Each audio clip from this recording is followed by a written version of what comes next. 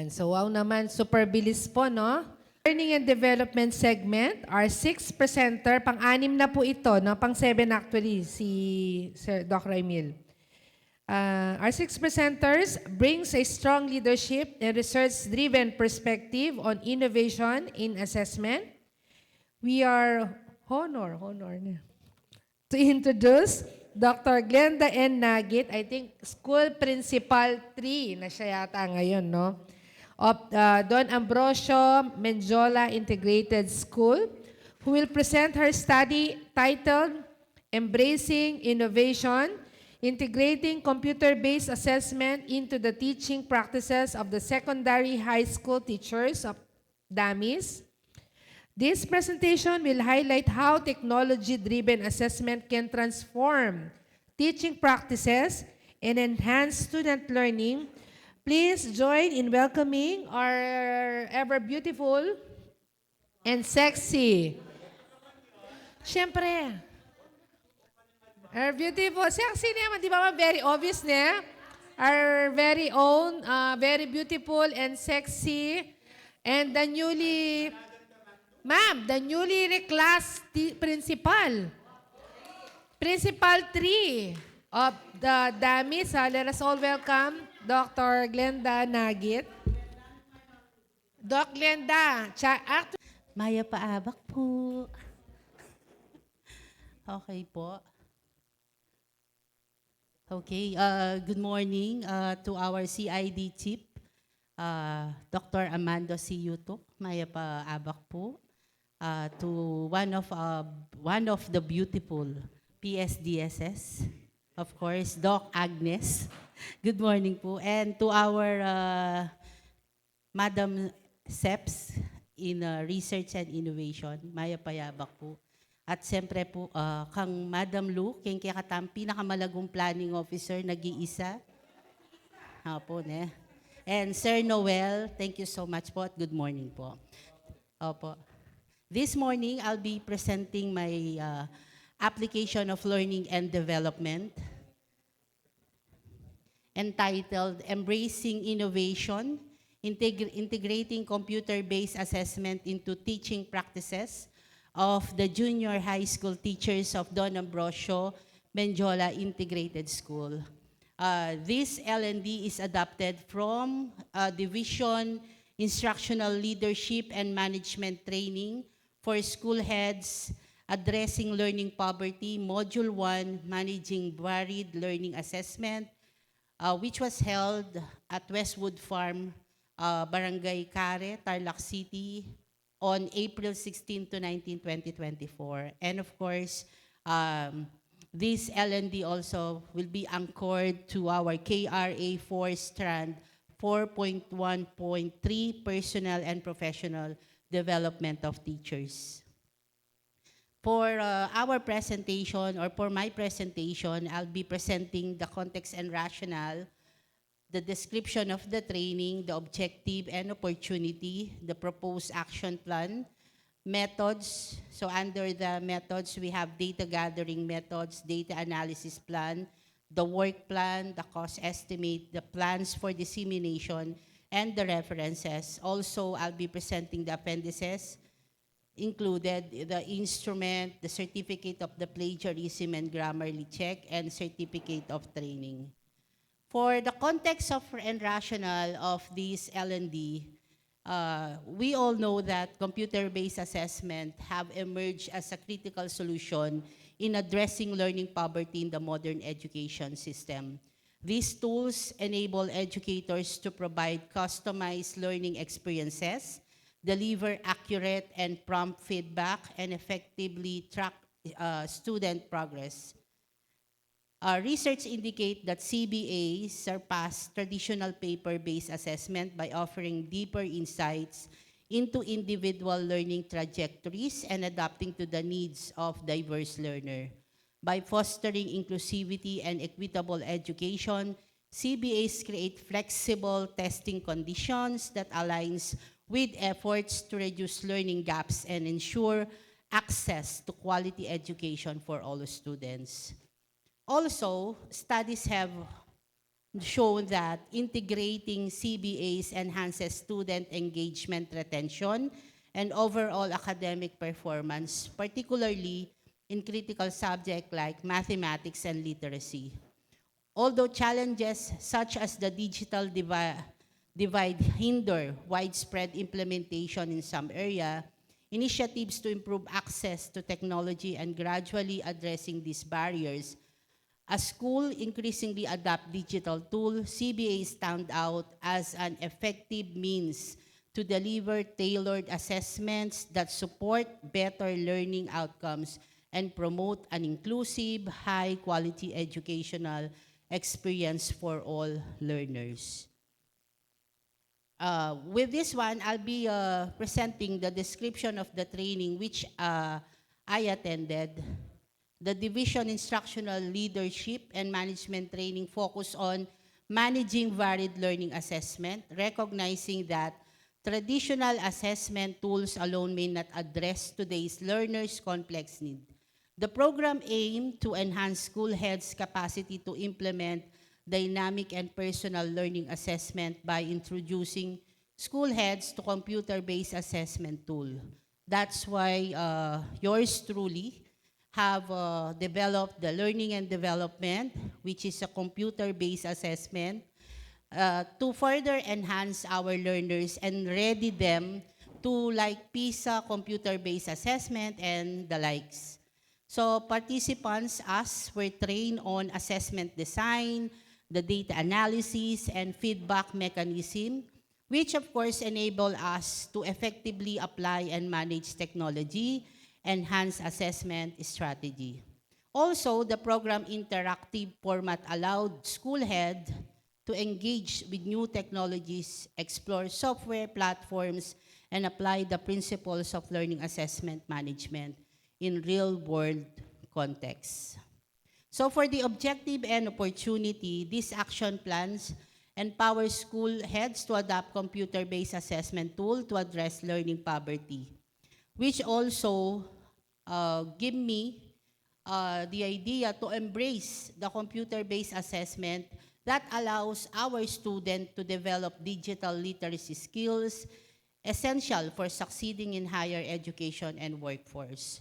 As the global education environment shifts toward digital platform, integrating these assessment methods will better prepare learners for future challenges while enhancing the quality of education they receive.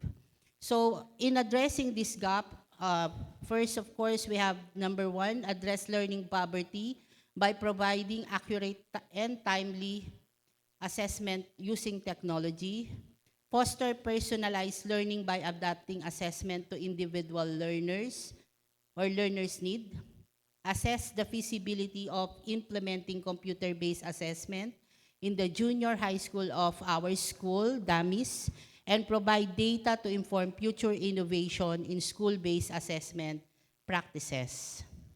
For the proposed action plan, we have the concept to be applied, the activities, project, and objective, the data or date and duration, the human resource needed, the financial resources needed, the materials and other resources needed, and the indicators of success. This proposal have been submitted already on September 27, 2024. And then I have already issued a memorandum for this one uh, to facilitate the use of CBA or the computer-based assessment. And then CBA training, we have already conducted the school-based training, which was already our inset. We have exhausted financial resources for the junior high school, which is 11,550 pesos, and for the elementary, 16,800 pesos. And with this training, of course, we have invited competent speakers like Sir Jeffrey Canlas from Northville 15 before, and I know he transferred now to PSAU. And then we also have data analysis, the conduct session on CBA data interpretation, Likewise, the CBA integration with the LAC session on digital assessment tools, and then the assessment utilization, which will be conducted on the third quarter CBA, or rather to be conducted on the third quarter examination, and then likewise on the post-evaluation, assess CBA effectiveness, which will be also on February 2025. And then for our data gathering methods, we'll be using or employing a Likert scale survey to gather data on participants' attitude and perception regarding the integration of technology into assessment practices and its impact on student learning experiences. Participants indicate their level agreement with its statement on a scale ranging from strongly disagree to strongly agree, capturing nuanced perspective beyond binary responses. Likewise, with the data analysis plan, for the data analysis plan for Likert scale survey data involves several systematic steps aimed at understand participants' attitude and perception toward computer-based assessment method. First, through mean score, which are calculated for every survey statement to provide an overall measure of agreement or disagreement among participants. If applicable, comparison can be made between different participant subgroup based on demographic characteristic or professional experiences to identify any variation in attitude or perception. And finally, the results are reported using tables, charts, or descriptive statistic as appropriate with the collected data supporting the analysis. This comprehensive approach enables researchers to gain valuable insights into participants' perspective on the topic being investigated. Here are the tasks for the work plan.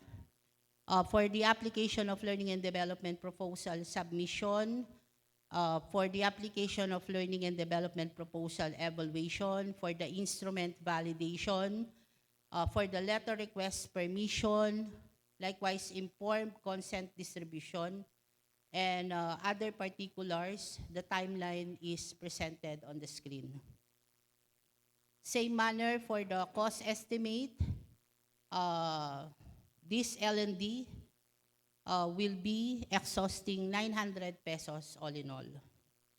And for plans and dissemination of the advocacy, the proponent will communicate the result of the study through school seminar, print and online publication, if possible, and hard copies will be provided to the school, district, division office. Here are the references that had been exhausted to have this material, the proposal. And likewise, for the appendices attached, the teacher awareness checklist survey on computer-based assessment and the Grammarly or the plagiarism check. This is a personalized account of yours truly, and the certificate participation of the training attended by yours truly. Thank you so much.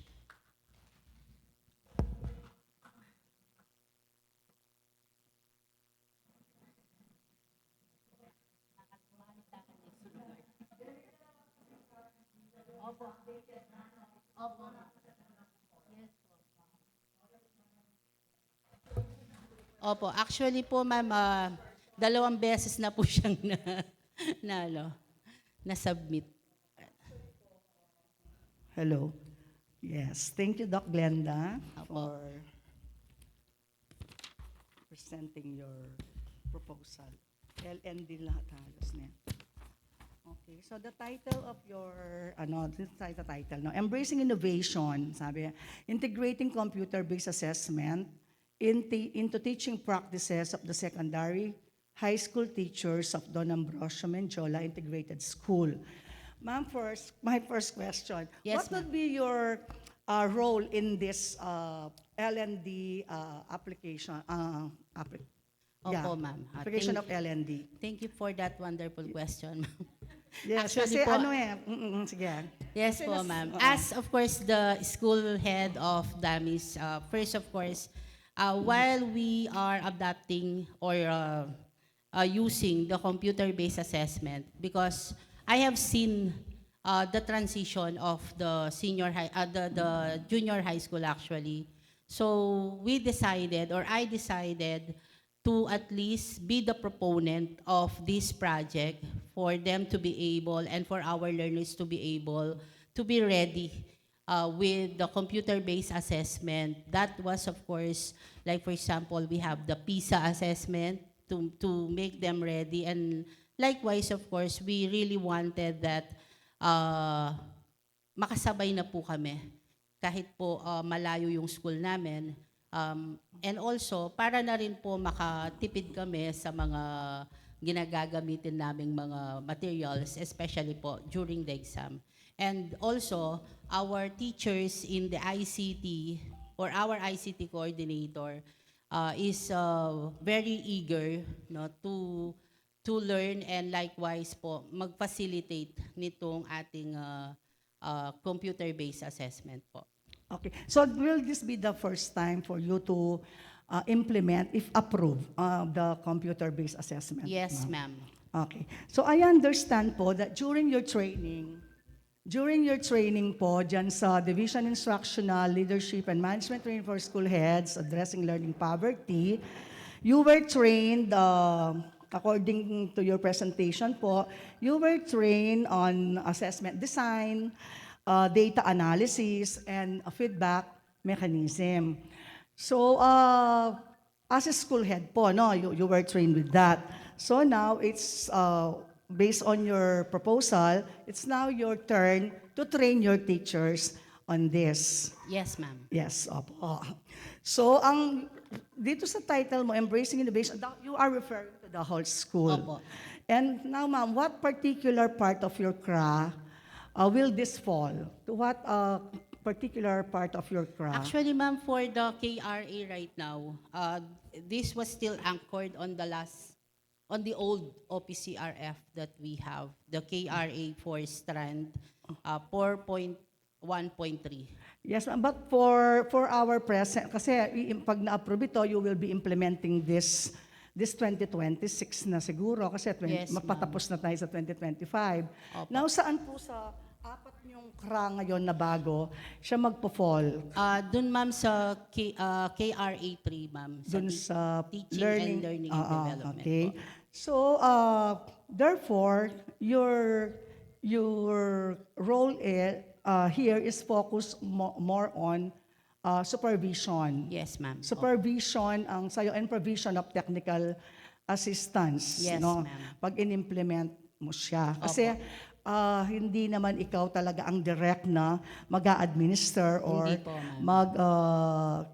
dito sa computer-based assessment yes, na to. ma'am. So Opo. your role is purely on technical assistance provisions, supervision, and monitoring. Yes, ma'am. Yeah, monitoring and evaluation. Kasi na-confuse ako, dito sa una, parang teacher ang nagpo-propose. Hindi po. Sa apat mong objectives, dalawa ang nakita ko na pang principal.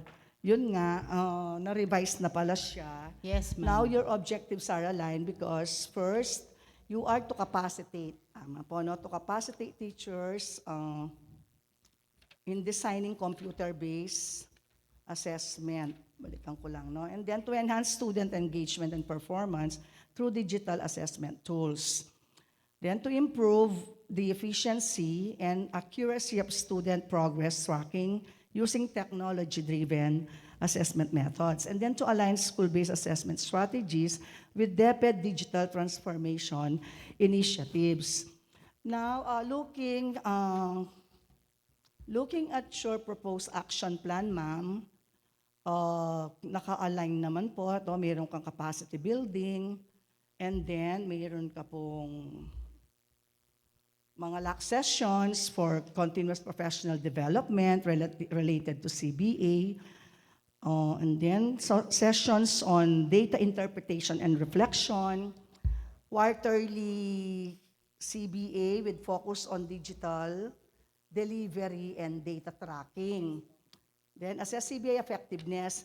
Parang may nakikita akong gap dito. Where in this action plan can I find the response on the insights provided by the analysis of results? With the post-evaluation na po siya, ma'am. Evaluation. Post-evaluation po. Dito sa post-evaluation, kasi ang activity mo dito, ma'am, is assess CBA effectiveness na. Opo. Assess CBA effectiveness and impact on instruction and learning. What I am trying to look for, ma'am, is after analyzing the data, no, after analyzing the data, of course, there would be some insights, no, yung Yes, mga ma'am. makita mo. Addressing where can we insert that? Do you think, tanungin muna kita, do you think responding to the analysis results, kasi assessment ang pinag-uusapan, pero do you think the inclusion of the instruction in response to the analysis results will be significant in your project or in this proposed project? Yes, ma'am. Actually po, looking with this project, with all due respect, ma'am, kasi po we are already on the implementation, actually po. No? Parang yung kanina. Opo, Kasi nga na-delay tayo dito. Yes, ma'am. We are already on the implementation. We already use it on our first quarter, actually. And then on the second quarter exam, with the junior high school, mathematics subject, English and science, and we already see the result, like the effectiveness of the use of the CBA, specifically po yung SIP grade natin. No? Kasi po nakita natin yung mabilis na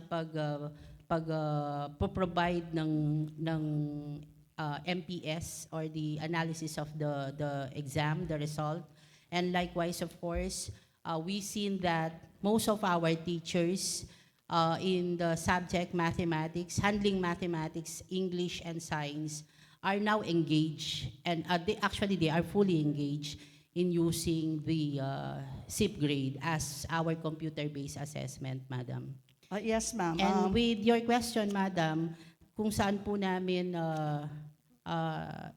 Kasi po, to accomplish or to achieve the second objective, which is Yes, to ma'am. enhance student engagement and performance through digital assessment tools, sabi po, no? Opo. And then the third one, to improve the efficiency and student progress tracking. So we track students' progress, tinatrack natin yan so that we would be informed as to how we will provide appropriate instruction or need-based instruction for our learners. ma'am. Was there a time when you conducted was there a time that this designing instruction that are responsive to the analysis results na nangyari po sa LAC session ninyo? And do you have this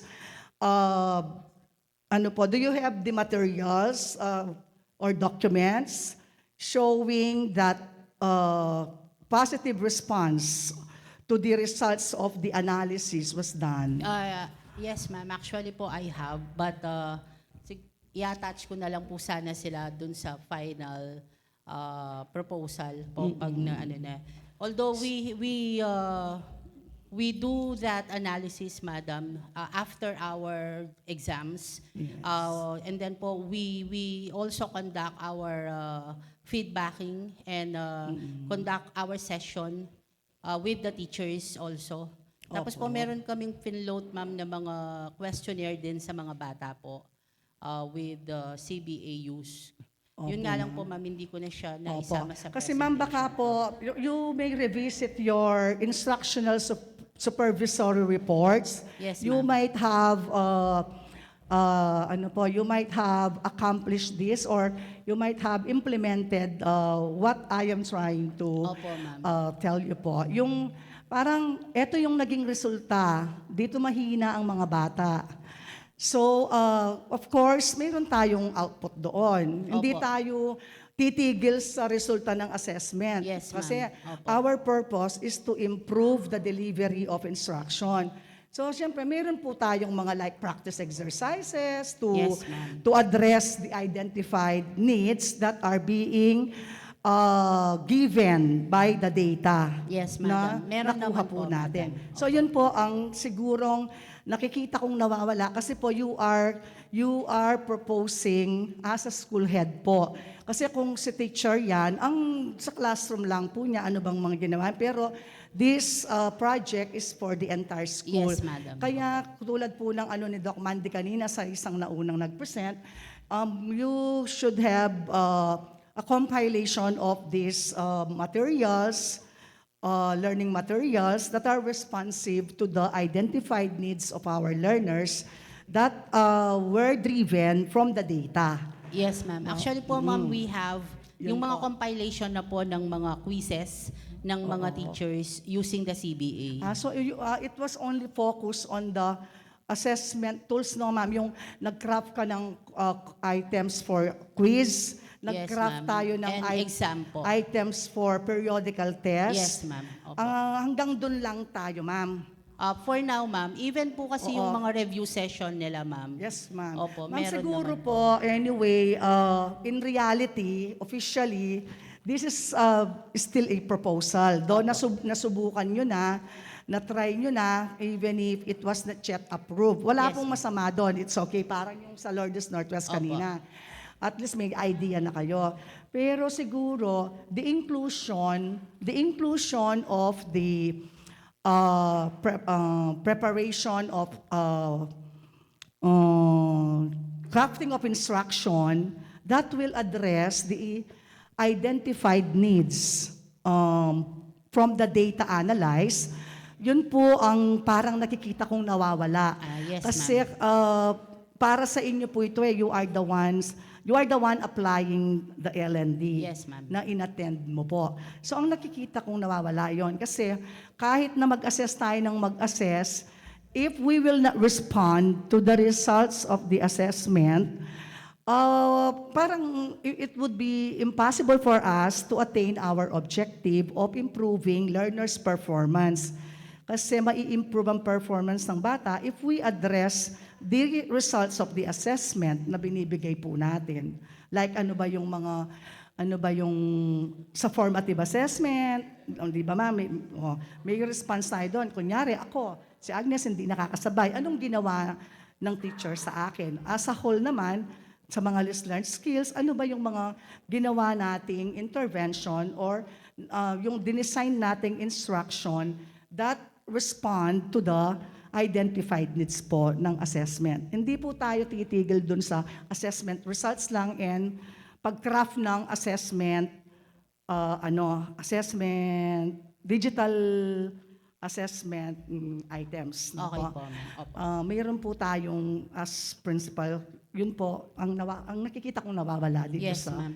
Actually po, ma'am, naka-include po to sa instructional supervisory O yun report po, basta po nandyan po siya, dun po makakapture yun, ma'am. Yes, And ma'am. the compilation of the quizzes, of the test items, and the intervention in relation to the identified needs based on the data analysis results po. Yes, ma'am. Opo. Yun lang po, ma'am Opo. Glenda. Ang I-attach na lang nakita po, ko. ma'am, pag nag-submit ng Opo. ano. And from the activities that you presented, ito pong mga objectives na to ay naka-align naman po sila. Opo, no? ma'am. Thank Yun you lang po. po ang hinahanap natin. Yes, Kasi ma'am. walang saysayang assessment na walang responde Opo, dun sa ma'am. resulta niya. Opo, ma'am.